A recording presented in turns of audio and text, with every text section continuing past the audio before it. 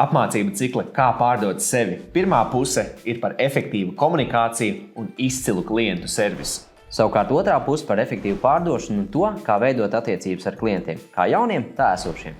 Tālāk iepazīstināsim ar dažām no tēmām, to ietekmi un katra dalībnieka ieguvumiem. Klienta vajadzību izzināšana.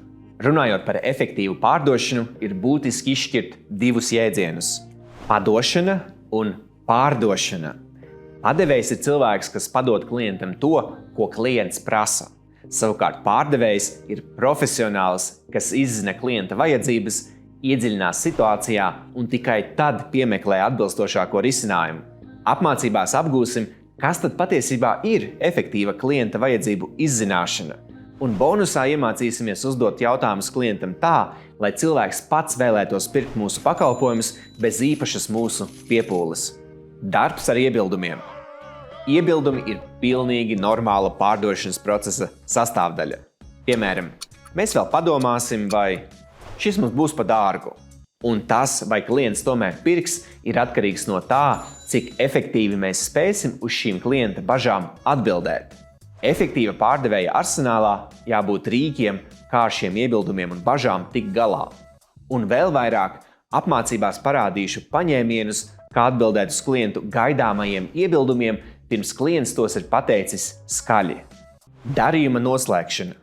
Baidoties kļūdīties, klienti bieži mēģina atlikt lēmuma pieņemšanu uz vēlāku laiku.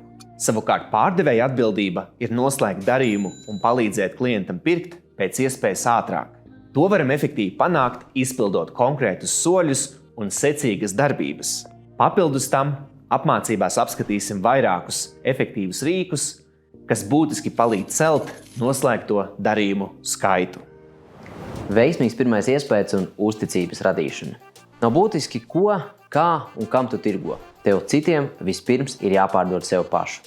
Tātad, lai klienti būtu gatavi uzklausīt mūsu idejas un vēstījumu, ir jārada uzticība. Ar vieglu humoru, apskatot divus tēlus darbā, mājās un sabiedrībā, ieraudzīsim, kā ar precīziem soļiem un frāzēm radīt pozitīvu pirmo iespaidu par sevi un uzņēmumu.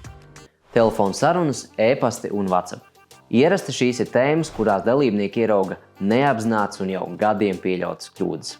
Tādēļ, ja tev nākas zvanīt svešiem cilvēkiem vai ikdienā lauz galvu, kā uzrakstīt ziņu, kurā citi iedziļinās un vēl atbild, šeit būs vērtīgas atklāsmes. Un jā, arī WhatsApp komunikācijā ir vēl daudz ko mācīties.